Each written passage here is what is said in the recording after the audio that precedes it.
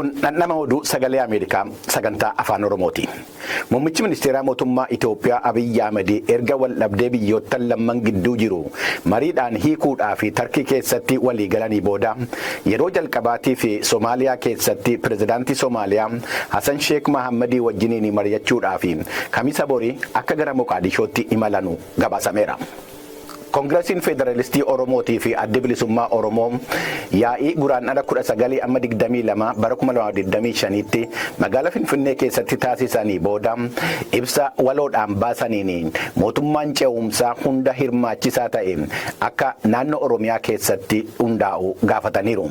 Waraanni Bilisummaa Oromoo kan dhaabbileen lammanuu qabsaa'ota Bilisummaa Oromoo jedhanii waamanii nagaa fi nageenya mirkaneessuudhaaf itti gaafatamummaa akka qabaatu ibsa isaanii kana keessatti yaada dhiyeessaniiru.